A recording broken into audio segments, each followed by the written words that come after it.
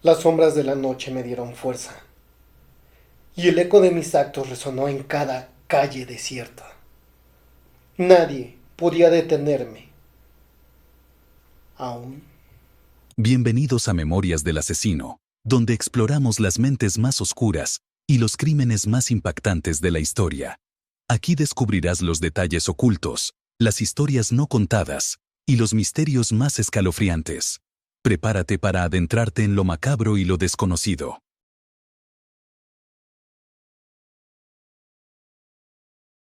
Entre 1976 y 1977, Nueva York vivió noches de terror.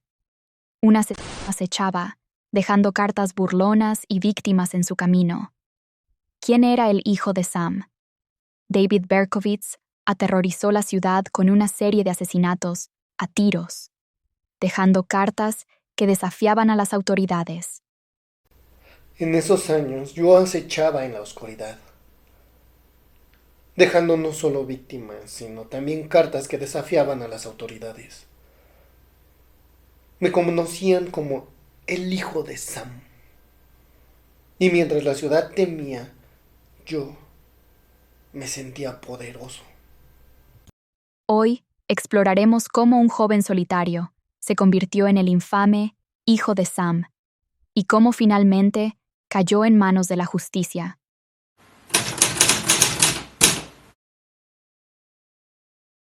David Berkowitz, conocido como el hijo de Sam, tuvo una infancia marcada por el trauma y el aislamiento. Nació el 1 de junio de 1953 en Brooklyn, Nueva York. Como Richard David Falco Berkowitz, desde su nacimiento, su vida estuvo marcada por el rechazo, ya que fue un hijo no deseado y dado en adopción por su madre biológica. Esta experiencia inicial dejó una huella profunda en su psique, contribuyendo a sus problemas emocionales posteriores. Siempre sentí que no pertenecía a ningún lugar, como si hubiera nacido solo para ser descartado. Un hijo que nadie quería.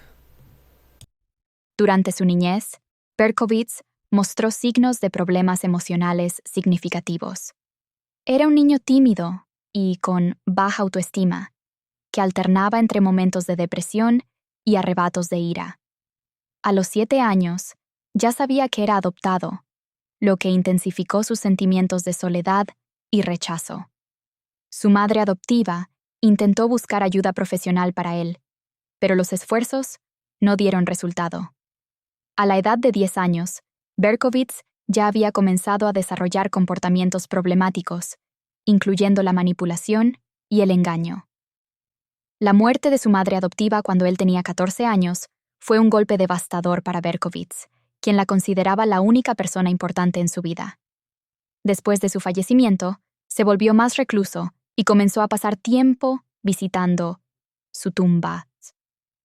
Esta pérdida marcó un cambio radical en su comportamiento y contribuyó a un creciente sentido de alienación.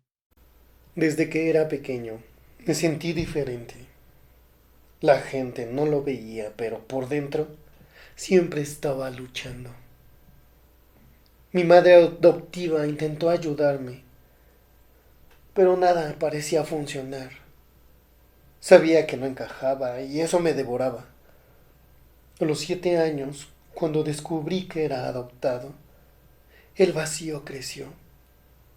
Todo se oscureció aún más cuando ella murió. La única persona que alguna vez me entendió ya no estaba. Fue como perder la última parte de mí que tenía sentido. Después de eso, pasaba más tiempo en su tumba que en cualquier otro lugar. Como si, de alguna manera, ahí todavía me quedara algo de lo que podría haber sido. Pero nada me tranquilizaba. Tras la muerte de su madre adoptiva, Berkowitz experimentó un deterioro emocional significativo. Su padre se volvió a casar poco después, lo que intensificó sus sentimientos de abandono. En 1971, se alistó en el ejército estadounidense, donde recibió entrenamiento militar y aprendió a manejar armas. Sin embargo, su tiempo en el ejército no fue positivo. Enfrentó problemas de disciplina y regresó a Nueva York con una mentalidad alterada y alienada. Durante esta etapa, también buscó a su madre biológica, pero se distanció rápidamente al conocer detalles sobre su concepción. Este desencuentro exacerbó aún más su inestabilidad emocional. Cuando mi madre adoptiva murió, me quedé vacío. Y mi padre no tardó en reemplazarla. Se casó de nuevo y fue como si ya no existiera nada para él. Sentí que me había dejado de lado, que nadie realmente me quería. Me uní al ejército. Pensé que tal vez allí encontraría algo, alguna forma de escapar de mí mismo, pero solo me hizo más consciente de lo perdido que estaba. El entrenamiento, las armas, todo eso me dio lo que yo esperaba. Regresé a Nueva York, pero ya no era la misma persona. Ni siquiera encontrar a mi madre biológica me dio paz. Saber de dónde venía solo me hizo sentir más desconectado, más roto. No encajaba.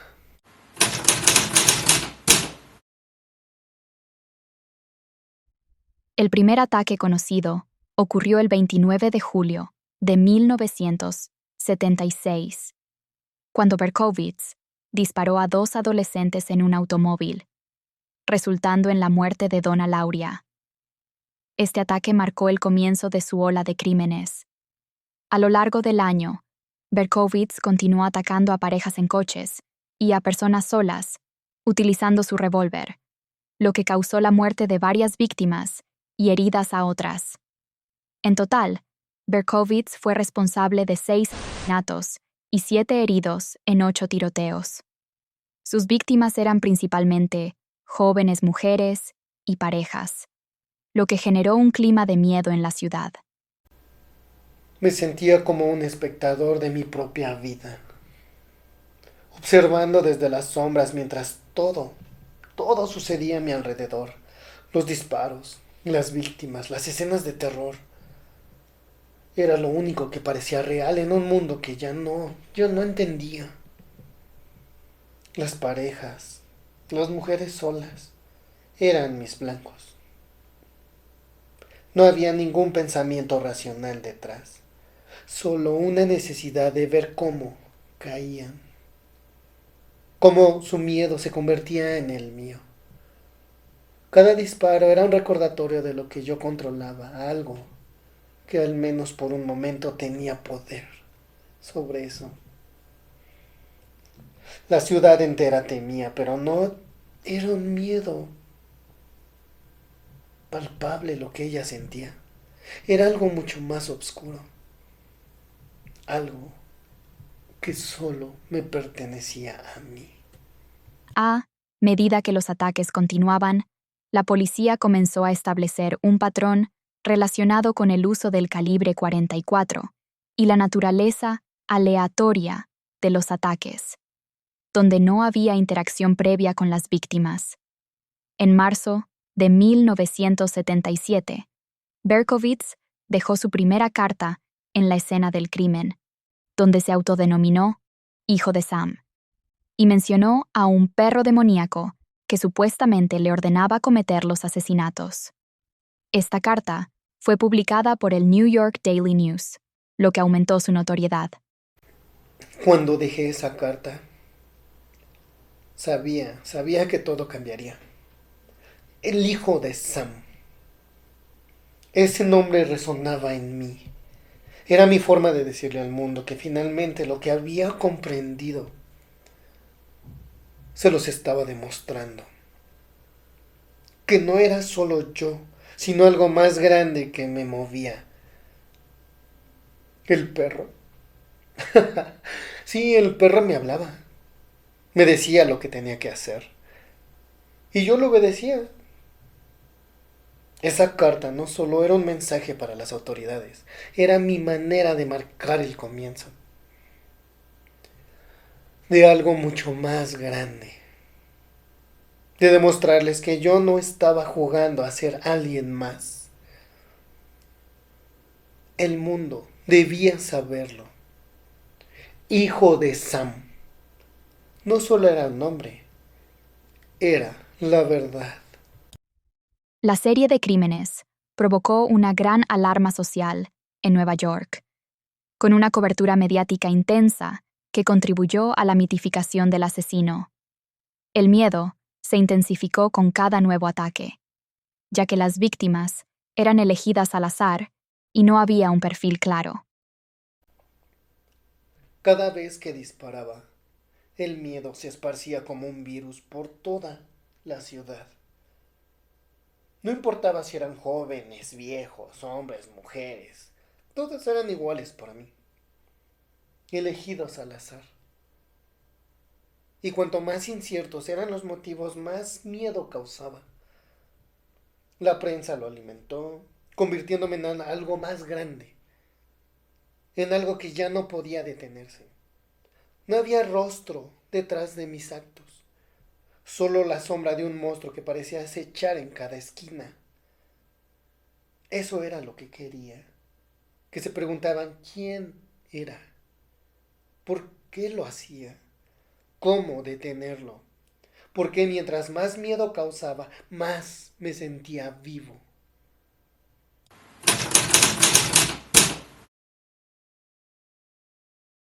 La policía recibió cientos de pistas falsas y la presión pública crecía. A lo largo de su serie de crímenes, que resultaron en 6 muertes y 7 heridos, la policía de Nueva York había estado bajo presión constante para resolver el caso. Los tiroteos, todos realizados con un revólver calibre 44, habían creado un clima de miedo en la ciudad. La policía comenzó a identificar patrones y conexiones entre los ataques, pero la falta de testigos confiables dificultó la identificación del sospechoso. Me gustaba pensar en cómo los mantenía ocupados. La policía estaba desesperada, tratando de encontrar algo, cualquier pista que los llevara a mí. Los tiroteos, el revólver calibre .44, todo era parte del juego. Ellos pensaban que había un patrón, que podía ser predecible. Sí, sí. Pero nunca lo fue. La falta de testigos les hacía correr en círculos, cual perro tras su cola. Y yo, como siempre, me desvanecía en las sombras. Mientras más difícil se hacía para ellos, más sentía que todo estaba bajo control. Sabían que estaba ahí, sí, pero nunca podrían alcanzarme. La captura se facilitó por un incidente específico. Una mujer llamada Casilia Davis pasó por delante de la escena del último ataque y alertó a un oficial sobre un vehículo sospechoso que pertenecía a Berkowitz, quien había sido multado por estacionamiento esa misma noche. Esto llevó a los detectives a investigar más a fondo su automóvil. Pensé que había podido lograr escapar una vez más. Siempre creí que podía esconderme entre las sombras, como lo había hecho tantas veces antes. Pero esa noche algo cambió. Casilia Davis pasó por ahí y de alguna forma vio lo que no debía ver. El coche, mi coche, ese pequeño detalle, esa multa por estacionamiento fue lo único que necesitaban para atarme. Ni siquiera lo vi venir. Creí que tenía el control, pero en ese momento todo se desmoronó. Ellos empezaron a seguir la pista y yo, sin darme cuenta, ya estaba atrapado. Cuando la policía rodeó el edificio donde vivía Berkowitz en Yonkers, él salió sin resistencia y comentó: «Bueno, ya me han cogido». En su coche se encontró un revólver calibre 44, así como recortes de periódicos relacionados con sus crímenes y cartas que había enviado a los medios. Estas cartas incluían referencias a un perro llamado Sam, que supuestamente le ordenaba cometer los asesinatos, lo que añadió un componente extraño y perturbador a su historia. Bueno, pues ya me habían atrapado, ¿no? No había más escape. En el coche todo estaba ahí. El revólver, las cartas, las historias que había creado. Sam. El perro me decía qué hacer. Y ahora todo estaba ante ellos. Ya no tenía por qué esconderme más.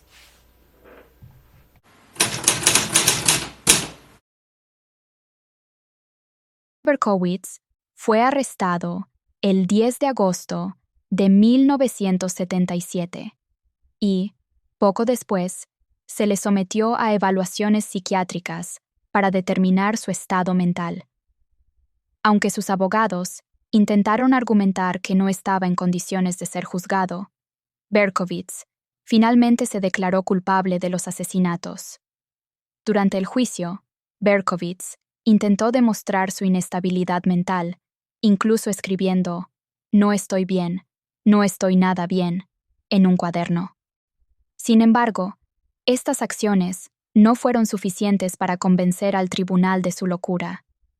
En su defensa, Berkowitz cambió su relato original sobre los crímenes, afirmando que no había actuado solo y que otros miembros de una secta satánica estaban involucrados. El 12 de junio de 1978, Berkowitz fue condenado a 6 cadenas perpetuas por los asesinatos. Cada condena se dictó por separado, lo que significaba que cumpliría 25 años a cadena perpetua por cada uno de los homicidios, con la posibilidad de solicitar libertad condicional después de cumplir un tiempo determinado. El 12 de junio de 1978, todo se cerró para mí. 6 cadenas perpetuas, una por cada víctima que arrebataron mis manos. Sabía que no iba a salir de ahí. No, realmente. Podía perder libertad condicional, pero la verdad es que dentro de mí ya estaba condenado a vivir con lo que hice. Las posibilidades de redención se desvanecían y todo lo que me quedaba era enfrentar la oscuridad que yo mismo había creado.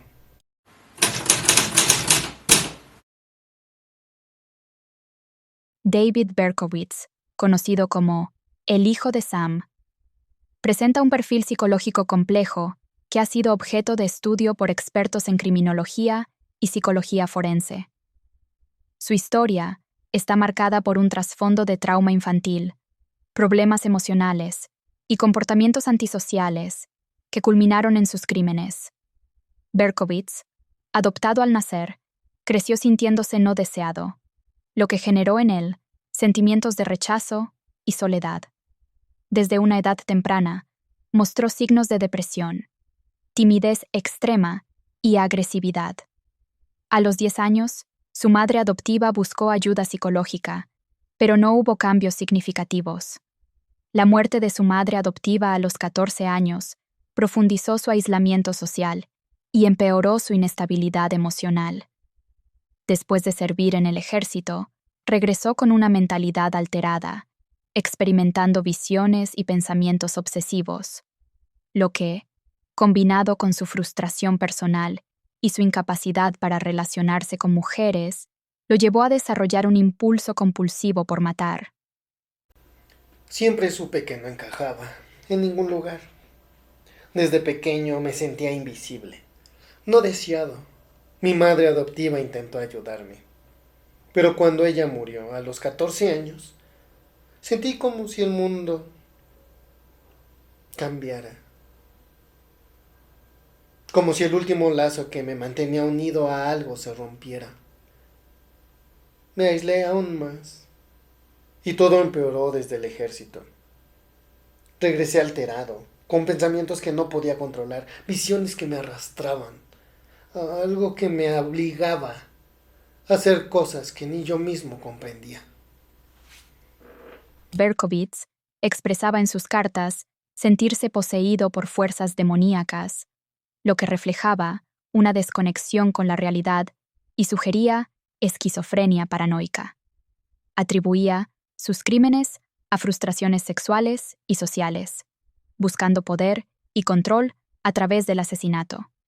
Su comportamiento frío e inescrupuloso le permitió ejecutar sus ataques sin remordimientos.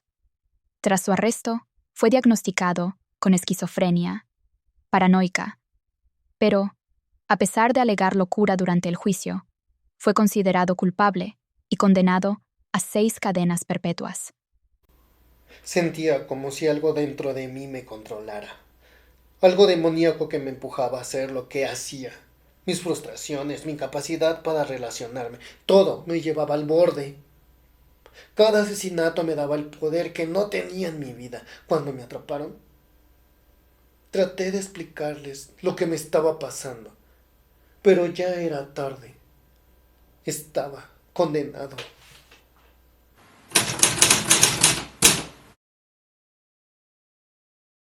Ahora, todo está detrás de mí. Pero el eco de lo que hice nunca se irá. Trato de entender por qué lo hice. Pero hay partes de mí que nunca podrán explicarse. Pensé que al arrebatarles la vida a otros encontraría algo para mí. Algo que me hiciera sentir completo. Pero todo lo que me quedó fue vacío. No hay redención para alguien como yo. Solo el peso de lo que hice día tras día, y aunque el tiempo pase, esa oscuridad dentro de mí nunca se apaga, nunca se va. Este caso destaca la importancia de detectar señales de advertencia en etapas tempranas. ¿Crees que David Berkowitz realmente escuchaba voces? ¿O fue una estrategia para evitar una sentencia más dura? Déjanos tu opinión. No olvides suscribirte para seguir explorando los rincones más oscuros de la historia criminal. Nos vemos en el próximo caso.